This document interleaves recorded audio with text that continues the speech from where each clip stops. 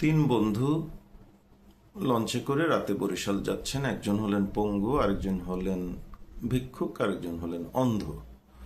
অন্ধ বন্ধু বলছেন যে দোস্ত আজকের চাঁদ অনেক সুন্দর।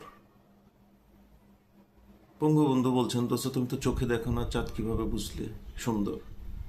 ভিক্ষুক বন্ধু বললেন দোস্ত বরাবরই এরকম করে কথা বলে, জোর একটা লাথি দিয়ে নদীতে ফেলে দে, যত টাকা লাগে আমি দেব। তো পঙ্গু বন্ধু বলেন দোস্ত এটা একটা ব্যাপার হলো, আমি তো সবসময় আটলান্টিকে সাঁতার কাটি। তো বাকি তুমি বলে যে দোস্ত আটলান্টিক পেলা কোথায়? বলে কেন, কড়াইল আমাদের বাসার কাছে যে সাগর আছে আটলান্টিক সাগর, কিন্তু আমি সবসময় সাঁতার কাটি। তো আমাদের এই শিক্ষা এডুকেশন সেক্টরের বসদের এবং বিজ্ঞ ব্যক্তিদের, পণ্ডিত ব্যক্তিদের আলোচনা শুনলে অনেকটা এরকমই মনে হয়। ওনাদের আলোচনা শুরু হয় একবারে থিসিস থেকে, মানে রিসার্চ থেকে। এর নিচে আর ওগুলো কোনো ব্যাপারই না ওনাদের কাছে। কারণ থিসিস শব্দটার মধ্যে একটু আছে, আপনার একটু পাণ্ডিত্যের ভাব আছে, যে উনি তো থিসিস করেন, উনি রিসার্চ করেন। রিসার্চ করেন মানে তো একটু জ্ঞানী গুণী ব্যক্তি ছাড়া এগুলো সবার পক্ষে সম্ভব না। আর কি নিয়ে রিসার্চ করেন, কোন ইউনিভার্সিটি দিচ্ছে, এটা কিনে নিচ্ছেন নাকি অর্জন করছেন, কোয়ালিটি কি, ওনার সাথে পেশার সাথে এটা সম্পর্ক আছে কিনা, ওগুলা আপনারা বুঝবেন ব্যাপার স্যাপারগুলো। তবে এটা সত্য যেটা হায়েস্ট ডিগ্রি, বিশ্ববিদ্যালয়ের হায়েস্ট ডিগ্রি এটি। আবার এটি এমন একটি ডিগ্রি যেখানে সবচেয়ে ঝামেলা হওয়ার সম্ভাবনা আছে। আপনি এসএসসি বা এইচএসসি পাস করার সার্টিফিকেটটা আপনাকে নিশ্চয়তা দিচ্ছে যে এটা আপনার সঠিকভাবে হয়েছে। ও লেভেল এ লেভেল পাস করার সার্টিফিকেটটা নিশ্চয়তা দিচ্ছে যে এখানে আপনি যেটুকু অ্যাসেসমেন্ট হয়েছে সঠিকভাবে হয়েছে। কিন্তু ডক্টরেট ডিগ্রি আপনার যে ব্যাপার স্যাপারগুলো, ওখানে আপনার আপনাকেও গবেষণা করে বের করতে হবে যে উনি কোন গবেষণা করেছেন, কোথায় করেছেন। এখন প্রশ্ন হলো আমাদের দেশে কি শুধু গবেষণা নিয়ে সমস্যা? আমাদের দেশে সমস্যা তো একেবারে পিজি থেকে, প্লে গ্রুপ থেকে সেকেন্ডারি পার হলেন, হায়ার সেকেন্ডারি পার হলেন, ব্যাচেলর করলেন, মাস্টার্স করলেন, তারপরে তো গবেষণা, তার আগে পেশাগত দায়িত্ব পালন করলেন। ওগুলো গেল কোথায়? ওগুলো কি আমাদের ইস্যু না? ওগুলো তো বড় ইস্যু। আমাদের দেশে সবচেয়ে বড় ইস্যু হলো আমাদের শিক্ষা ব্যবস্থা।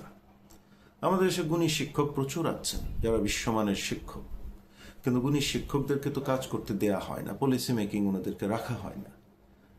আর যারা পলিটিক্যালি ইনভলভড, যারা পলিটিক্সও করছেন, শিক্ষকতাও করছেন, ওনারা ওনাদের সুযোগ মতো, ওনাদের সুবিধা মতো, ওনাদের পূর্ণিমা আসলে ওনারা রাতারাতি বিজ্ঞ ব্যক্তি হয়ে যান, পণ্ডিত ব্যক্তি হয়ে যান। আর যারা গুণী শিক্ষক আছেন বাংলাদেশে, সেই গুণী শিক্ষকরা ওনারা অবহেলিত থেকেই যাচ্ছেন চিরকাল। যে কারণে আমাদের দেশের শিক্ষা ব্যবস্থা primary, secondary, higher secondary, bachelor সব দিকেই সমস্যা। আপনি দেখুন পাবলিক বিশ্ববিদ্যালয়ে আপনি দেখুন যে এক শ্রেণীর শিক্ষক আছেন ওনারা রাজনীতি নিয়ে ব্যস্ত, সেখানে আরেক শ্রেণীর শিক্ষক আছেন ওনারা সত্যিকার অর্থে গুণী মানুষ, বিশ্বমানের শিক্ষক, ওনারা নীরবে নিভৃতে কাজ করে যাচ্ছেন।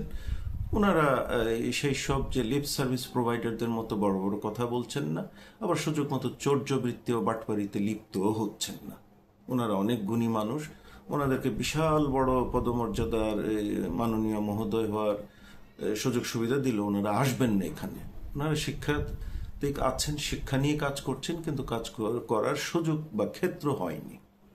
তো পাবলিক বিশ্ববিদ্যালয়গুলোর উপাচার্য বা ভাইস চ্যান্সেলর কারা হচ্ছেন বিভিন্ন সময় দেখুন, সে গুণী ব্যক্তিদের মধ্য থেকে নেওয়া হচ্ছে, নাকি যারা বিভিন্ন রাজনৈতিক দলের সাথে সংশ্লিষ্ট আছেন ওনারা হচ্ছেন।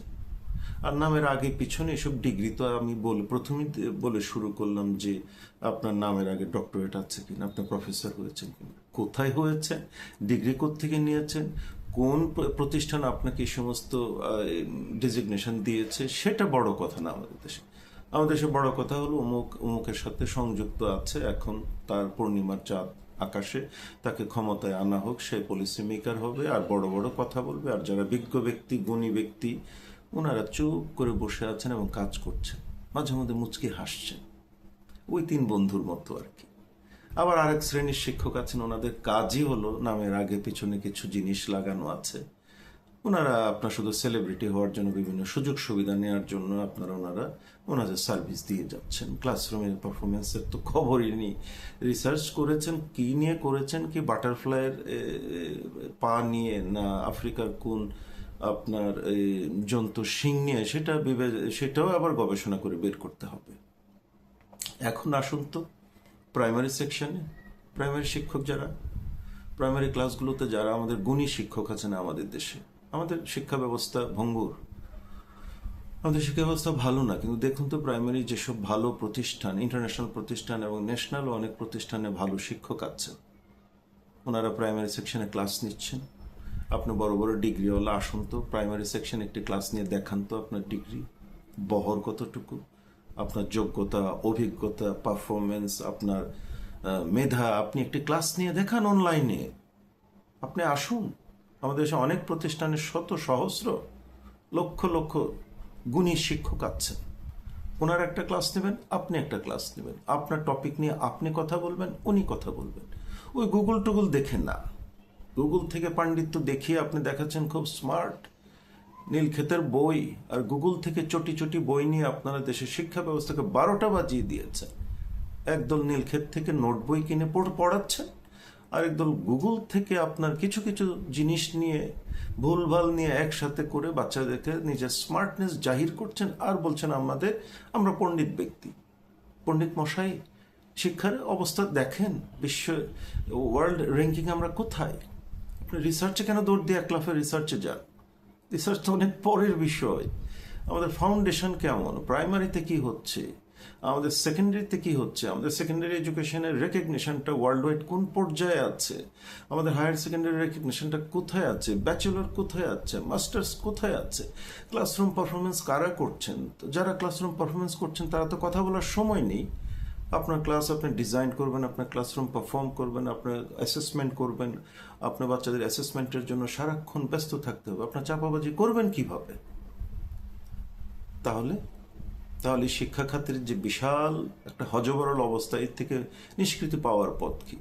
একমাত্র পথ হলো প্রত্যেক সেক্টরে, প্রত্যেক লেভেলে, সেই লেভেলের ব্যক্তিদেরকে দিয়ে, শ্রদ্ধেয় শিক্ষকদেরকে দিয়ে, গুণী শিক্ষকদেরকে দিয়ে আপনাদেরকে সাজাতে হবে। এটা এক ব্যক্তির কাজ না, দুই ব্যক্তির কাজ না, একটি গ্রুপের কাজ না। বহু বিজ্ঞ ব্যক্তি, বহু জ্ঞানী ব্যক্তি, বহু জ্ঞানী সর্বজন শ্রদ্ধেয় শিক্ষক যারা রাজনীতি করেন না, ওনাদেরকে দিয়ে আপনাকে সাজাতে হবে টিম, প্রত্যেক সেক্টরের জন্য, প্রাইমারির জন্য, প্রি প্রাইমারির জন্য, সেকেন্ডারির জন্য। তারপর ওনাদেরকে ট্রেনিং দিতে হবে। ওই ট্রেনিং আমাদের এই ঢাকার বক্সিবাজারের ট্রেনিং না, সেই ট্রেনিং হতে হবে বিশ্বমানের ট্রেনিং। বিশ্বমানের ট্রেনিং কোথায় পাওয়া যায়? বিশ্বমানের ট্রেনিং আপনারা কি জানেন না? দেশ বিদেশে তো ঘোরেন। আমাদের অনেক ছোট ভাই, আমাদের বন্ধু আছে, বিদেশে ভ্রমণ করতে যান ট্রেনিংয়ের নাম করে। গভর্নমেন্টের প্রচুর টাকা নিয়ে ওনারা বউ বাচ্চা নিয়ে বেশ আনন্দ ফুর্তি করে আসেন যে আমরা ট্রেনিং করে আসছি। আমরা তো জানি ট্রেনিং কিভাবে করেন, আর আমরা বড় বড় বিশ্ববিদ্যালয় দেখেছি, পড়াশোনা করেছি, জগৎ বিখ্যাত। আপনি দেখুন তো জগৎ বিখ্যাত বিশ্ববিদ্যালয়গুলো। আমি কেমব্রিজ ইউনিভার্সিটির স্টুডেন্ট ছিলাম। আমি কখনো ফলাও করে এগুলো বলি না, বলতে লজ্জা বোধ করি। University of Cambridge, university of Oxford, Harvard, এদের পরিচালনা পর্ষদ দেখুন তো, এদের মালিকানা আমাদের মতো কি? আমাদের বিশ্ববিদ্যালয়গুলো মালিকানা কাদের হাতে? সুতা ব্যবসায়ীর হাতে, চামড়া ব্যবসায়ীর হাতে। কুমিল্লার রিক্সা গ্যারেজের মালিক, উনিও বিশ্ববিদ্যালয়ের মালিক। আর নিচে নামলাম না, এরকম ব্যবসায়ী, ভূমি খেকু, ভূমিদস্যু, ওনারা আমাদের বিশ্ববিদ্যালয়ের মালিক হন। এক ব্যক্তি মালিক হয়ে ওনার অঙ্গুলিতে, ওনার নির্দেশে সব কিছু পরিচালিত হয়, বাদ বাকি যারা আছেন ওনার কাছে অসহায়। আমাদের পাবলিক বিশ্ববিদ্যালয়ের সম্মানিত গুণী শিক্ষকরাই তো এই দেশের প্রাইভেট বিশ্ববিদ্যালয়গুলোতে কাজ করেন। প্রাইভেট বিশ্ববিদ্যালয়গুলো কারা চালাচ্ছেন? আমাদের যারা গুণী শিক্ষক তারা অসহায়, ওনাদের কাছে জিম্মি, সিস্টেমের কাছে জিম্মি হয়ে গেছে। আর জগৎ বিখ্যাত বিশ্ববিদ্যালয়গুলো দেখুন তো কারা চালাচ্ছে। আর আমাদের দেশের বিশ্ববিদ্যালয়গুলো কারা চালাচ্ছে? আমাদের দেশের ইন্টারন্যাশনাল স্কুলগুলো কারা চালাচ্ছে? আমাদের দেশে বিশ্ববিদ্যালয়ের সর্বোচ্চ পর্যায়ে নেতৃত্বে যারা আছেন ওনারা কারা? ওনারা কি গুণে, কর্মে, ওখানে মেধায় ওখানে এসে আসেন? না, প্রচুর গুণী লোক আছে, আমাদের শ্রদ্ধেয় শিক্ষক প্রচুর আছেন, ওনাদের তো কোনো কন্ট্রিবিউশনের সুযোগ এই সমাজে নেই। যতদিন এই সমাজে গুণী লোকদেরকে বের করে এনে এই মহা হযবরল আপনার সমাধান করার জন্য চেষ্টা না করবেন, ততক্ষণ এই দেশ কখনো সুন্দর হবে না। আমাদের দেশের গ্রামের শিক্ষা ব্যবস্থা, গ্রামের শিক্ষকদের ট্রেনিং, শিক্ষকদের কোয়ালিটি, ম্যানেজমেন্ট, হেড টিচার্স এবং আপনার এই প্রশাসন, যারা গভর্নমেন্টের মানে প্রজাতন্ত্রের চাকর যারা ওনারা শিক্ষা নিয়ন্ত্রণ করছেন, সে গুণী শিক্ষকরা চুপ করে ওনাদের দয়ার, ওনাদের করুণার জন্য তাকিয়ে আছেন, ওনাদের কাছে ধমক খাচ্ছেন, ওনারা ওনাদেরকে নির্দেশনা দিচ্ছেন কাকে? গুণী শিক্ষকদেরকে দিচ্ছেন কারা? তারা প্রজাতন্ত্রের কিছু চাকর, ওনাদের কাজ হলো আমলাগিরি করা। ওনারা কালো গাড়িতে থাকবেন, ঠান্ডা রুমে থাকবেন, বসে ওখান থেকে নির্দেশনা দিবেন, কিন্তু ওনারা শিক্ষা খাতগুলোকে ধ্বংস করে দিয়েছেন। তারপর আসেন রাজনীতিবিদ। এদেশের প্রত্যেকটি রাজনীতিবিদ বা পলিটিক্যাল পার্টিজের রোল দেখেন, ওনারা আপনার তাদের দলীয় নেতা কর্মীদের কন্ট্রিবিউশন হিসাবে, স্বীকৃতি হিসাবে ওনাদেরকে একটা দায়িত্ব দিয়ে দেন যে আপনি যেহেতু দলের জন্য অনেক করেছেন, আপনাকে এই মিনিস্ট্রি দেওয়া হলো, ওই মিনিস্ট্রি দেওয়া হলো, ভালো কথা, কিন্তু উনি সেই মিনিস্ট্রির কি যোগ্য? ওনার চেয়ে যোগ্য লোক এই দেশে নেই? থাকলে যারা আছে তাদেরকে দিয়ে এটা করান। আর ওনাকে যদি স্বীকৃতি দিতে চান দেন, আপনাদের তো সুযোগ আছে, আপনারা যেটা চাচ্ছেন সেটা করতে পারবেন ওনাদের। কিন্তু ওনাদেরকে খুশি করতে যেয়ে ওনাদেরকে এমন কাজ করে দিলেন, রাষ্ট্রের ক্ষতি করছেন, যে কালচার একদিনের না, দীর্ঘদিনের। এই কালচার থেকে আমরা যতদিন না বেরিয়ে আসতে পারবো ততদিন পর্যন্ত আমাদের পণ্ডিত ব্যক্তিদের মুখ থেকে এরকম বড় বড় কথা শুনতে হবে। ওই তিন বন্ধুর মতো আমাদের সমস্যার সমাধান কখনই হবে না। আমাদের গুণী শিক্ষকদের সম্মান, আমাদের গুণী শিক্ষকদেরকে কাজ করার সুযোগ করে দেয়া কোনোদিনই সম্ভব হবে না। যতদিন ওই জায়গায় আমরা আসতে না পারি ততদিন পর্যন্ত আমাদের দেশ পিছনের দিকে আমরা যাব, সামনের দিকে এগোনোর ভাগ্য আমাদের হবে না কখনোই। Thank you very much.